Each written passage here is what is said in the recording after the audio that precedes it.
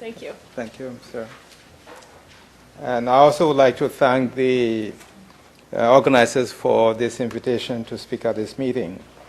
Yes, my talk is going to be on the benefits of global health to the U.S., but I'm also going to briefly address the benefits to recipient countries and also how we can maximize global health investments to have greater impact. Some of these issues have come up in previous discussions during this meeting. And I've been asked to speak from a variety of perspectives. As Sarah mentioned, the CIS Commission, but also from the ION Committee on Promoting Cardiovascular Health, also from an international NGO perspective, and then from a developing country perspective. And I hope I can do justice to the topic. I look for various definitions of global health, and this is the one that I like the most from the European Foundation Center. Very similar to what Peter Pio talked about in terms of 4.0 on the opening day. Global health refers to those health issues which transcend national boundaries and governments and calls for actions to influence the global forces that determine the health of people. And then secondarily, as we've also heard, as a result of globalization, distinctions between domestic and global health problems have become increasingly blurred. Now, very briefly, I found this probably the best indicator or justification for global health investments. And even though it's a little old, it still gives you what you need to know about the rate of premature death in various parts of the world, in Africa, compared to the high-income countries.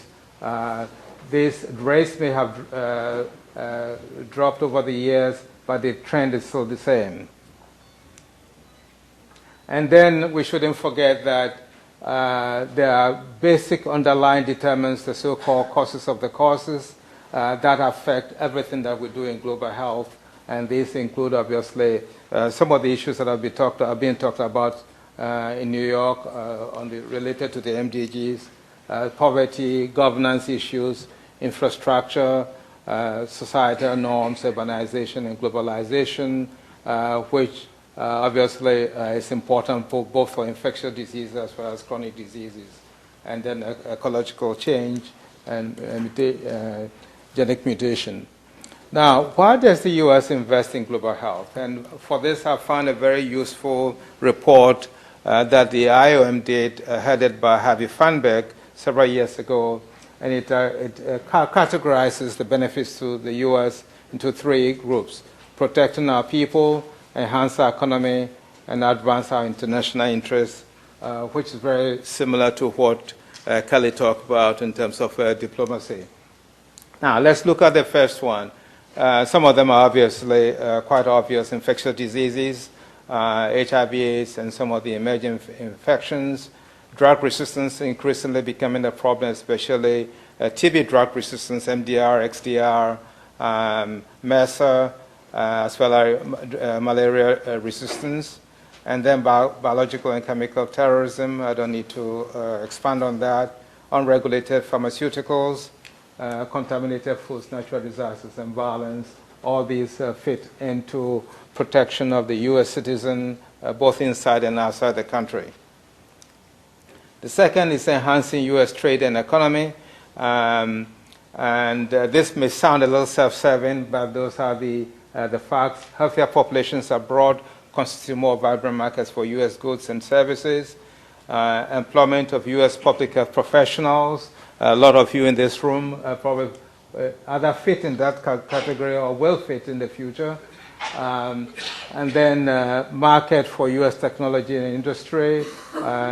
For me, having worked in this field for 30 years, an important reminder is the Buy American clause in terms of using U.S.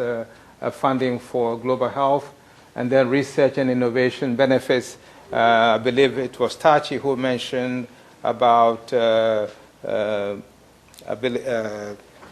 dehydration, oral rehydration therapy, something that normally would not have been introduced into the U.S. The CAPRISA study and the Vienna publication in terms of the benefits of tenofovir use in reducing HIV transmission was done in South Africa. So that's a benefit that eventually should enhance prevention in the U.S. and other industrialized countries as well. Training of U.S. health professionals benefit from global health investments.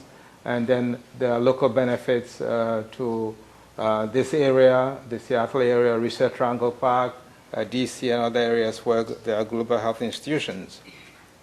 And then finally, advance U.S. diplomatic, military, and other interests.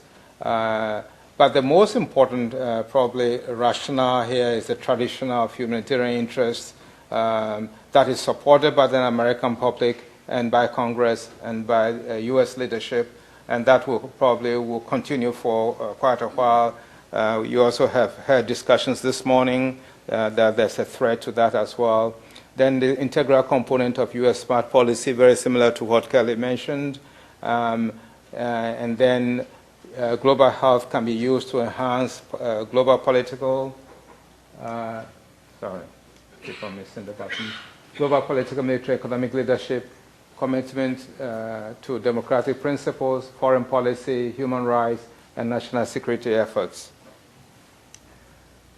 This, I think Chris Murray showed a more recent slide showing the development assistance for health by funding source.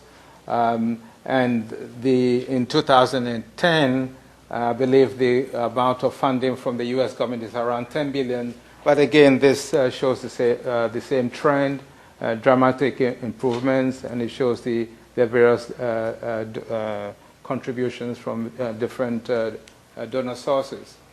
Now, what is the impact of U.S. investments? And I'm just going to mention just a handful.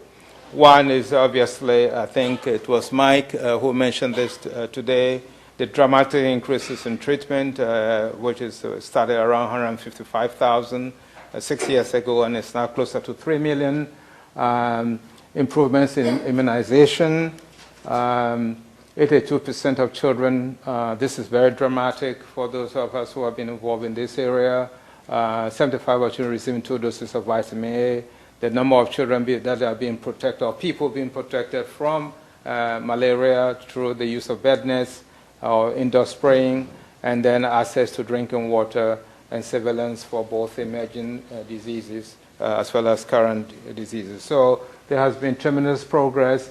And so the benefits is obviously is both to the U.S. as well as to the countries that are receiving this fund, and we have to keep that in mind. However, despite the advances that have been made that you just seen, there are also some areas that are neglected, and we've had some discussion, not as much as I would like, non-communicable disease, mental health, and injuries.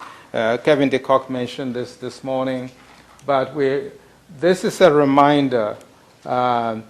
Traditionally, the developing countries are supposed to graduate out of communicable diseases before they become eligible for non-communicable diseases.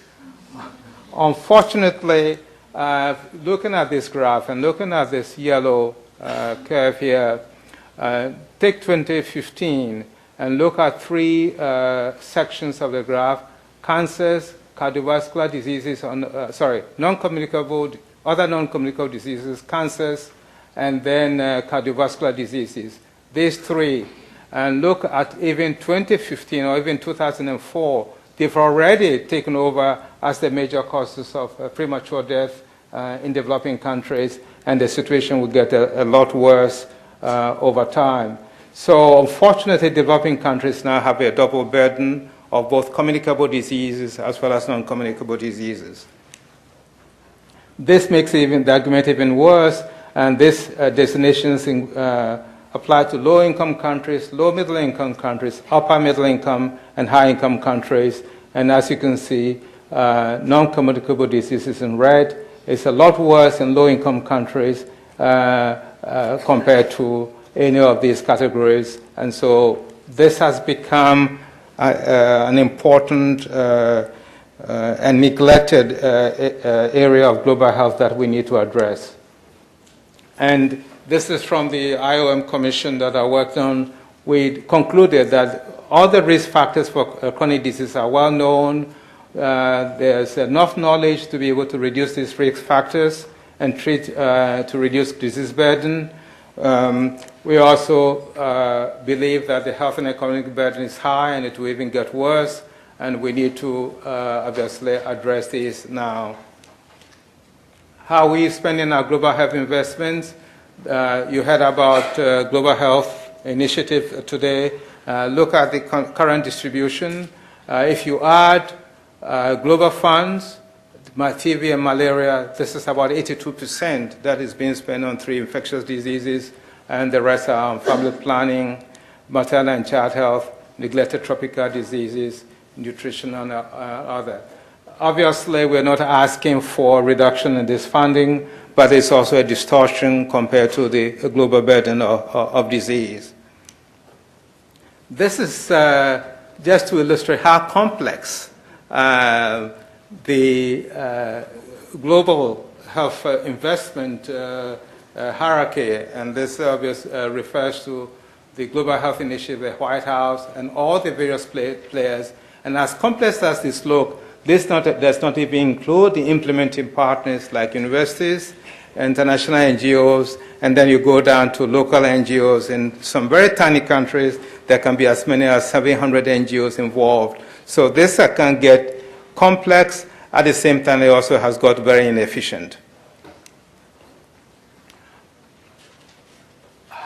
Are we at the crossroads? I think Steve Morrison mentioned this morning, and I'll just quickly go through this.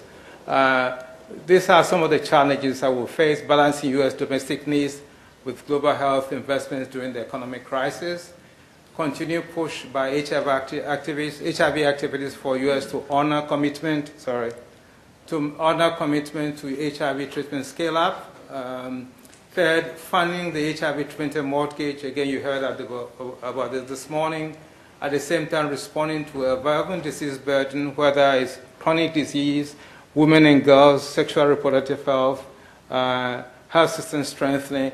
How are we going to be able to fund all these multiple and competing needs in order to address global health adequately? And then need for long-term U.S. commitment. This is one of our recommendations on the CIS Commission, that 5-year funding cycles are not adequate to address some of the global health issues. Working for FHI, when you get a 5-year funding, it takes you about 6 to 10 months to get started, and then another 10 months to wind down. You end up with 3.5 years of actual implementation. We need long-term planning and long-term commitment to be able to make any serious impact on some of these.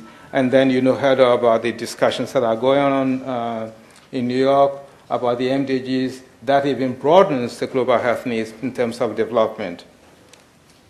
And then how can we maximize these health investments? There was a presentation by Steph Bertos a couple of years ago on HIV, and there was a slide, I think he borrowed from Hero Frank, that I like, that it's not a question of more money for HIV, but less HIV with the amount of money that we are currently, and there are a lot of efficiencies that can be achieved. And these include country-driven rather than donor or implemented partner-driven responses, health outcome-driven systems. We had that mentioned. Strengthen the platforms that can address multiple outcomes, improve efficiency, and maximize the use of global health resources, limited and targeted TA to improve local capacity, improve coordination of bilateral and multilateral development assistance, and improve political and financial commitment from the countries that we work in themselves. They can't continue to rely on external assistance without making an effort in terms of funding. And thank you very much.